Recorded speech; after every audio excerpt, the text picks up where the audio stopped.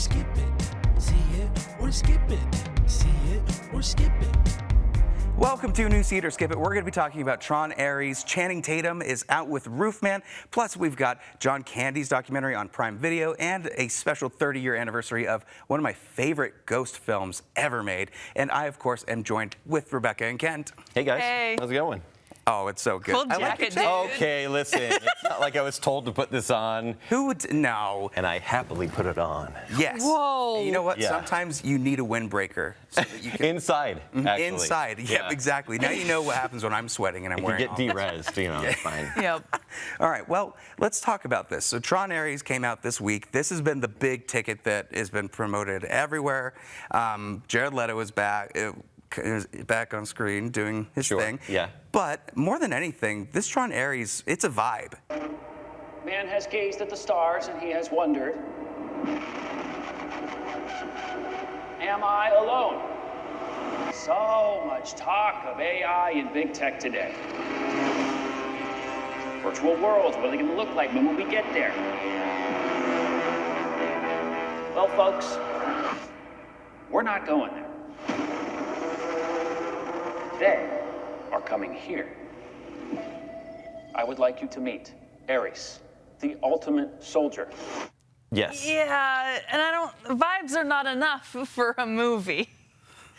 Oh my gosh, the slow Wait, hold on. Are we Oh hearing my vibe? God. Do you guys hear that? Slow-mo vibe. You guys hear that? Jared Oh Leto's my coming. gosh. Okay. It's ridiculously loud, Nine Inch Nails. Hi, Jared Leto. Yes. Jared Leto's The music coming. is playing right now. I don't know if you can hear it. It's playing. It's going to be in post. We're gonna get demonetized.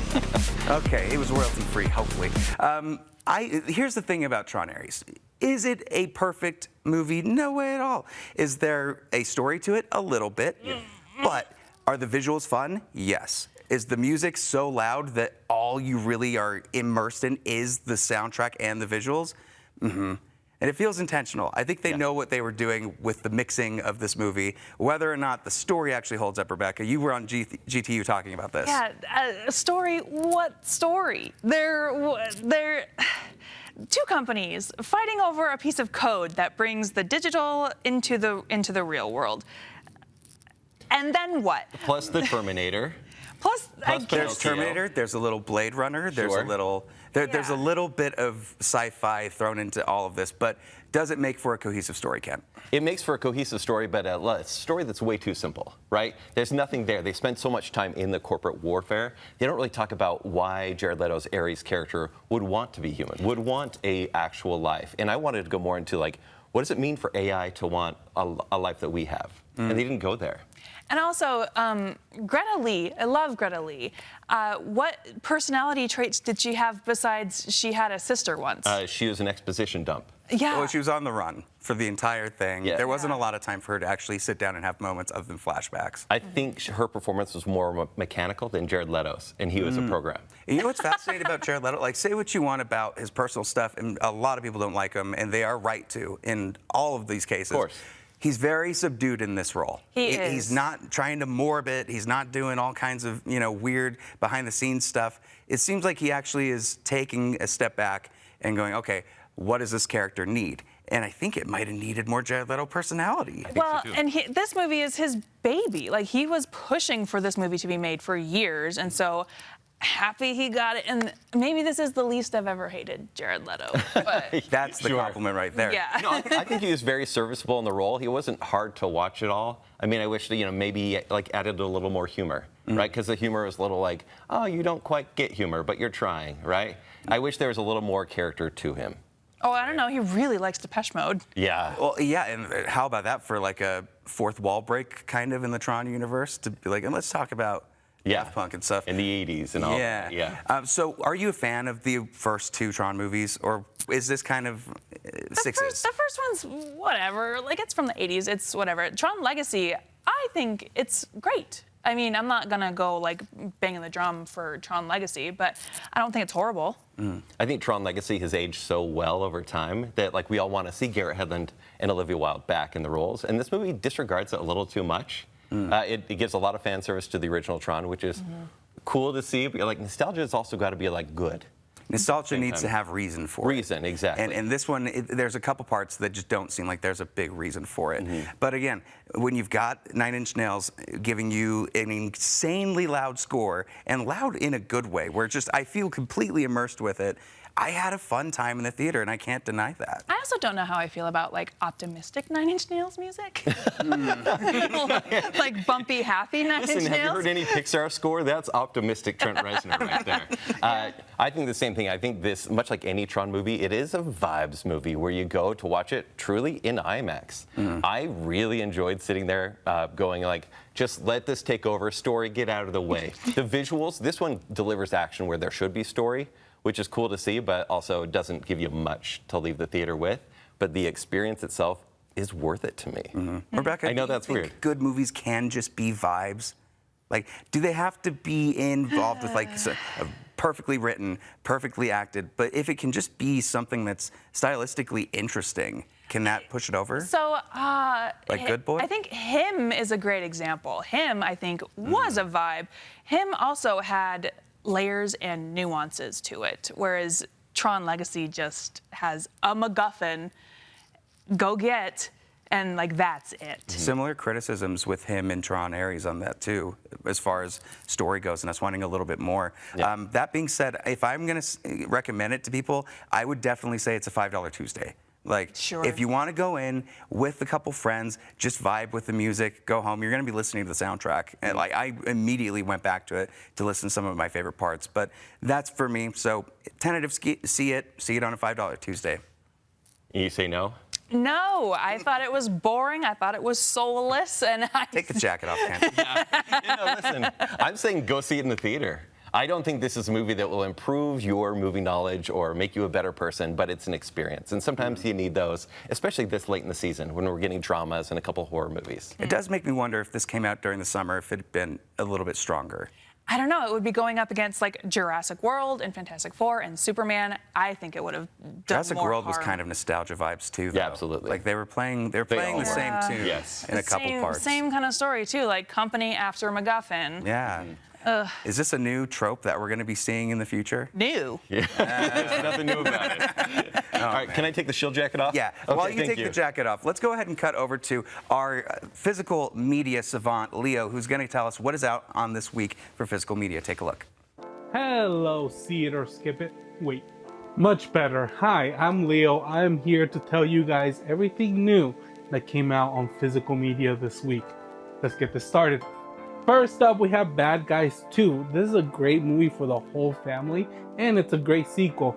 It's available now on 4K and Blu-ray. Next up, we have I Know What You Did Last Summer.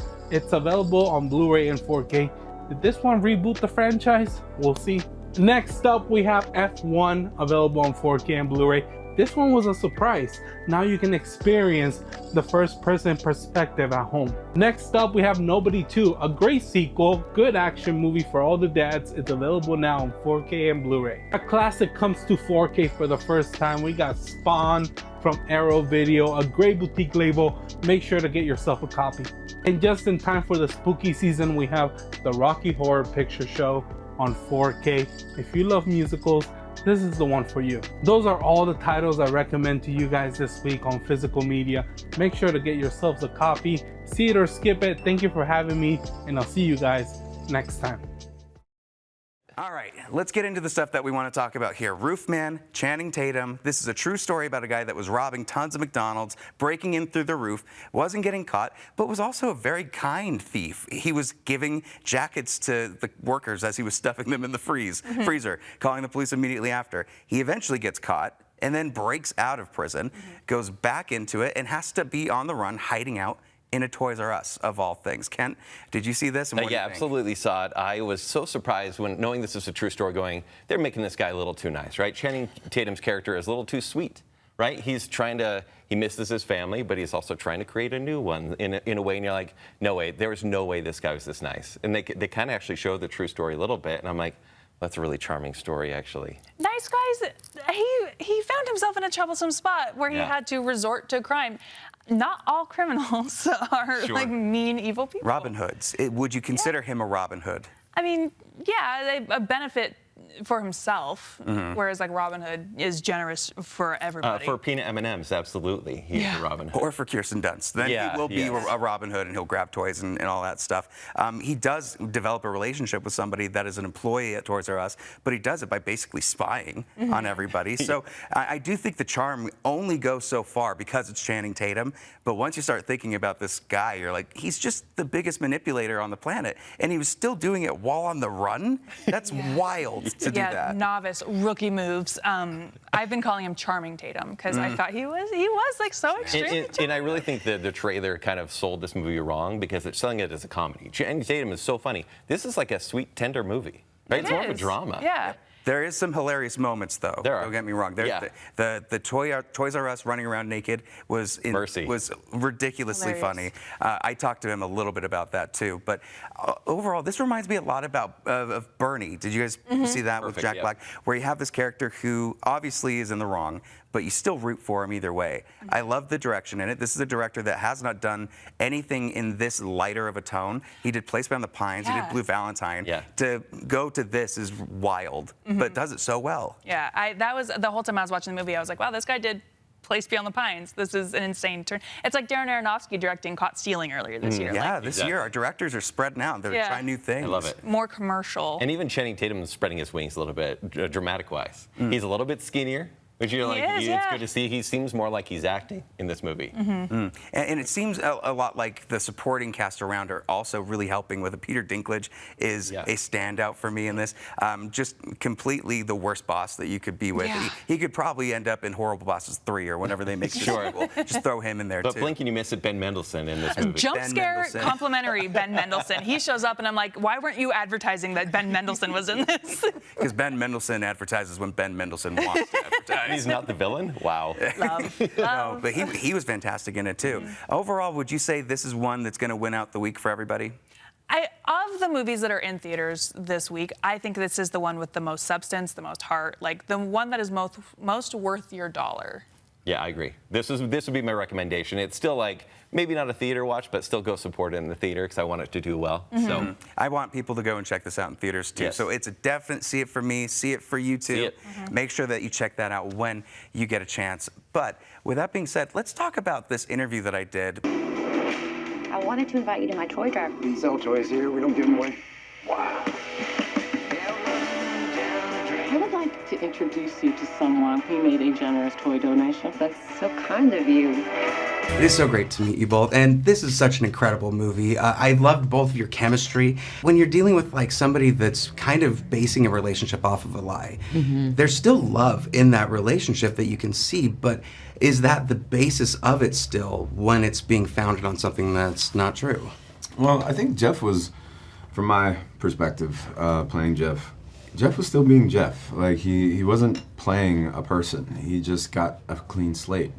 And he got to start anew with people that would really like kind of give him a shot and not come into it with any expectations or projections onto him. And he got to be the person that he kind of probably always wanted to be. I think if he found someone like Lee earlier in life, he might have not have made some of the decisions that he made.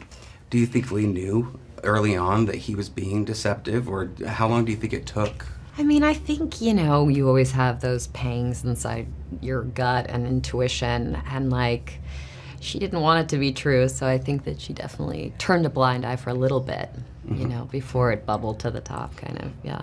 We all like going back in time and imagining how things could have gone differently. Like, what if I made different choices? Would I have ended up here? It's been 6 months and still no leads on the whereabouts of the escaped convict known as the Roofman. Some of the most fun moments are when you're in the Toys R Us just going through all kinds of shenanigans. I know the director here has a famous thing of pulling pranks on the cast and doing things. I have to ask, the slip hazard scene that will end all slip hazard scenes in film, how much of that was a prank and how much was actually planned? The trip was definitely planned, like the clothesline scene. Yeah, in the slippy, slidey shower, Mr. Dinklage and I's meeting. That was actually the first time we had acted together. Police believe the Roofman may still be in the area. What the? Oh my God! and met, really. So that was fun. That was especially, like, he was so sweet. He made it so, like, that's never an easy thing to do, is be like, hi, nice to meet you. I'm such a fan. Yeah. This is going to be a fun day. All right, cool. Yeah. He's such a pro and such a, just a beautiful human. I love him so much.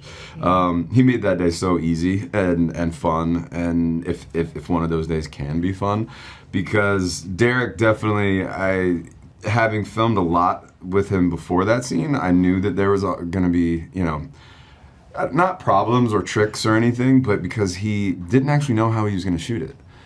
I didn't know that we were going to kind of do it in one continuous thing, where I was like, oh, I thought you'd pick the shots and the angles that you wouldn't see stuff, and yeah, so I think we had to do a lot in post to kind of make it not an X-rated movie. but yeah. We'll watch the X-rated cut later. Yeah, I'm sure it'll come out. Final question. This is actually from our Good Things Utah host, Nisha DeGaring. She has had a poster of this guy on her window for I don't know how long, but she wants to switch it up. So she wanted to have you pitch to her why Roofman should be the new poster for her. I don't know what poster she has on I'm not gonna tell you. On the wall, but look, this is by far and away, I think, my favorite movie that I've been in, and maybe ever. I think I've kind of, I don't know, reached a new place in my craft, or whatever we call this, and I don't know, I'm just really proud of it. I love this movie. I love everyone that's in it. I love Derek. Just truly took me to a different place in my life, even. I think I'm just this is 2.0, I guess, or however many O's we are away. So I don't know, 3.4, 4.5 point, whatever. We're there. Awesome. Well, thank you both so much. It's so great meeting you. Thank you. Thank you, sir. Cheers. Welcome back. Now let's take a look at what is out on streaming. First up, this is on Prime Video, John Candy, I Like Me. Who are you? I'm a Mog. Half man, half dog. Gus Walensky, polka king of the Midwest. Del Griffith, director of sales, shower curtain ring division. This is a lovable guy. This is a guy who, the minute you see his face, you're gonna smile. He was amazingly funny. Thank you. He was one of the top performers out of all of them. Guess my secret to acting would be I pretend real hard. Even though John did distinctly different characters, John was always there. He was so gentlemanly and so Canadian. Nobody had bigger expectations for himself than John. And then all of a sudden, it kind of jumped to a different level. I like John Candy. Yeah, he's impossible not to like. Mm-hmm. What's the first interaction that you had watching a movie, seeing John Candy on screen? Oh, pass. Home Alone. Great Outdoors. Oh, very cool. Yeah, which I probably shouldn't have been watching at that age. I was like 8. But still, I didn't get the jokes. What's great about John Candy is every role he's done, he's been fantastic in. Yeah. Any movie he's been in, he has brought it up and built more onto it. And I love seeing how much all of the stars that were in his life just absolutely adored him. All they would say in the documentary, in fact, Bill Murray was like, if you only get kind things about John Candy, then you failed. Like, someone's got to come up with something mean to say about this guy. Bill Murray would say that. And he's like, I'll think of something. There's so many great interviews in this documentary. You get to see a lot about his childhood, the difficult, almost impossible circumstances he was raised in, and then where his passion led in his career. And that's what I loved about it, is just like, he was destined for stardom, even though he's never looked it. Sure. Right? Then they talk about like his body type, and they're like, this guy was always going to be a movie star. Everyone knew it from the very second he was starting in improv. Oh, cool. And everyone was just always revering him. Like you said, he was the kindest person. The big theme of the movie is the second he's talking to you, you're the only person in the room. Aww. And it's like, that's John Candy, this movie star. It was really incredible to see, almost like a puff piece, but you're like, I believe this all. I believe it all. Yep. No, and that's tough. Like a lot of documentaries, especially ones where the person is still around and they're making the documentary, I'm always worried that it's a little too soft. They're hiding things because obviously the person's already still here. Maybe they're producing it even, Taylor Swift, some stuff like that. Yeah. But in this case, I do think it's genuine. I think all of these people just really loved this guy, and seeing what a dent he made in the cultural zeitgeist and in film and in our childhoods is pretty incredible. So I think this is a documentary everybody would love. Yeah, and this is on Prime Video, you say? Prime Video, you can check it out. Movie? Yeah, I believe it's about an hour and a half, maybe 2 hours. Okay. But yeah, really easy watch. Yeah, it's all comedy legends being interviewed here with footage from his movies as well, and from his time on SNL and Second City. Definitely worth watching. Just get a sneak peek, I guess. Yep. Well, definitely check that out. And also out on Netflix. What is the name of this movie? I didn't even watch it. The Woman I'm sorry. in Cabin 10.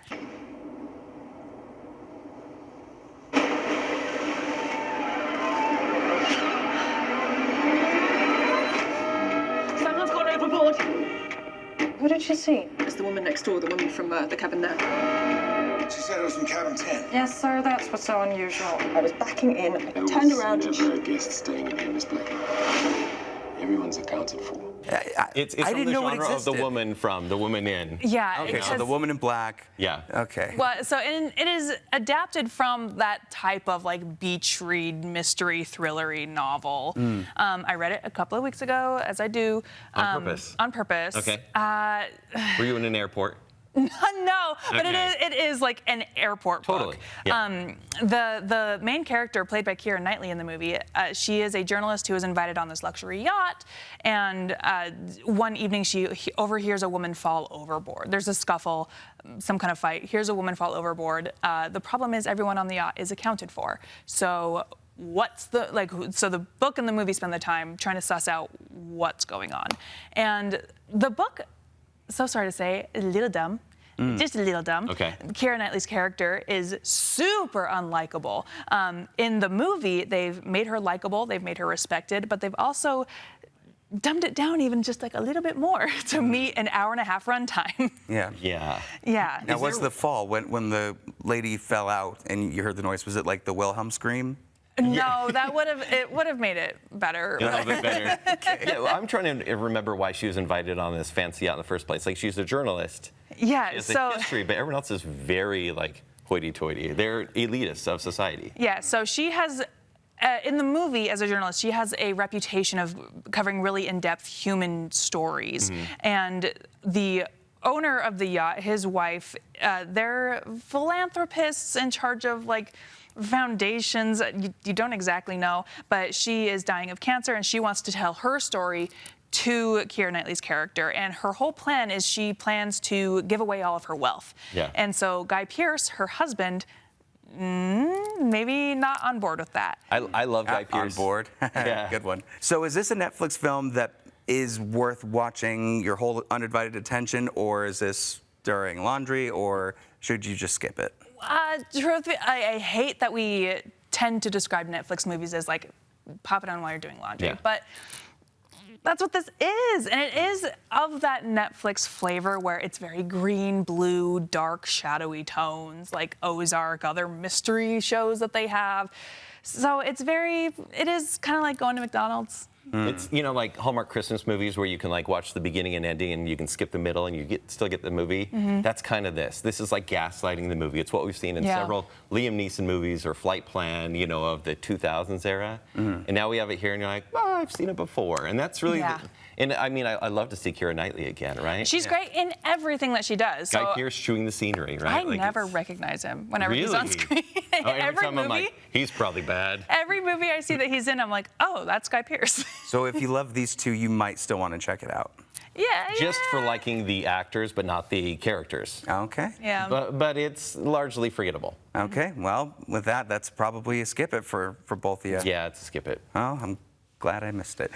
Yeah. Let's move on finally to this 30-year anniversary of Casper, the Friendly Ghost. Did you guys watch this movie? Yeah. I've never seen it. You've never? Oh my goodness. Hi, I'm Casper. Oh, look, it's Casper. Sorry. Remember ghosts? Are we scary or what? They're simply spirits with unfinished business. All I want's a friend. Come with me if you want to live. Can you hurt me? No. Can I hurt you? No. Cool. Christina Ricci. Oh my. So A ghost? My childhood, I had the biggest Bill crush Pullman. on Christina Ricci. I'm sure. I've heard this movie was like the awakening for a lot of young It was people. Devon Sawa and Christina Yeah, Ricci. yeah. Right? And Bill Pullman, for Pete's sake. Like, Why not? Yeah, this movie was delightful back in the day. I would actually say the CG with the ghosts still holds up. Yep. I watched this a year ago. The and it's ghost still... a child? Yeah. Yes. Well, yeah. And there's a lot of other ghosts around. There's Stretchy, there's Fatso, there's Stinky. Yeah. It's kind of an Addams. Well, it's the 90s. It's like an Addams What's his family. name? Casper. Yeah, they're good. I like them. Really weird story, but there are these tiny dilapidated houses down in Wyoming, and we would name them after the Casper ghost because one was huge, one was very like stretched out, and the other just stunk. So that was pretty good. Yeah. This movie, I think, still stands the test of time, mainly because Amblin Entertainment was one of the producers. So Steven Spielberg had his hands in this, and you could feel that just from the tone. Like we think about adaptations of old properties now, and we're like, ugh, that was soulless. This one worked and still holds up. It's an adaptation? Yeah, of Casper the Friendly Ghost from way back in the day, the old animated series. We'll get there. We'll watch we'll have a little marathon. It's my first day. Yeah. But wait, what were you watching back then? So Casper wasn't on your radar. Oh, what year was this? So this is 94. 94, or 95, sorry. Maybe 95. Lion King, Aladdin, Yeah, okay, like Disney movies. So this one just kind of went past. I was reading Michael Crichton novels. Yes, you were. Yeah. You know what I love about it is also the practical effects. The set design of this house is incredible. It felt like the Haunted Mansion ride, to be honest. The way that they had one of those chairs just like lifting through and going through the Rube Goldberg machines on it. And the heart in this is really, really earnest. I think Christina Ricci's character and Casper have like one of the kindest, cutest friendships that was of that time. Do you see them ever wanting to go back and revisit this? Yeah, I do.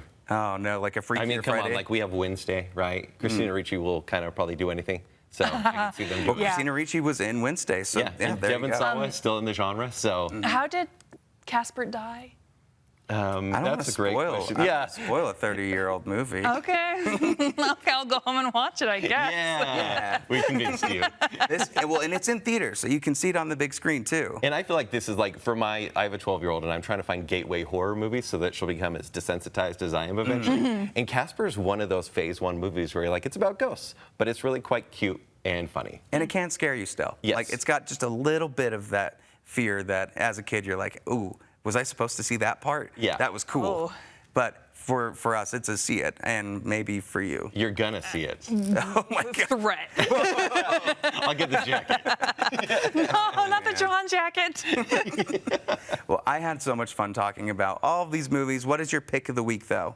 Roofman for me. I mean, like, I think Tron is a cool experience. See it, like you said, maybe for cheap. But Roofman, just go see this weekend. Be supportive of it. It's a good movie. Yep, Roofman? Yeah, Roofman for sure. One movie I didn't get to see that I know is in theaters right now, Kiss of the Spider Woman. Yeah. I missed it at Sundance. Yeah. I'm hearing great reviews for it. I'm going to try to go see it tonight. But Roofman.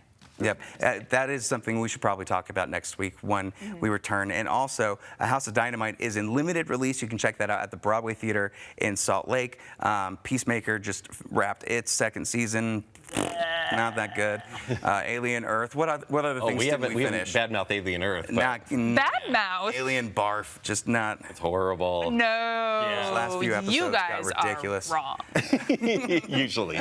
Well, you tell us. Were we right or were we wrong with any of our thoughts today? Leave a comment down below. See the QR code right there. Go ahead and scan that. It'll take you to everywhere where you can follow and like our videos. Can't tell the people where I can find you. You can find me at the Bacon Cell Podcast and ShowtimeShowdown.com. And Rebecca? You can find me every week at Geek Show Podcast or at YouGrossRebecca on Twitter and Instagram. Thank you once again to Leo for helping us out with that physical media. Hopefully we'll see a lot more of you. And until then, here's a sneak peek of what we have next week. Vengeance is mine.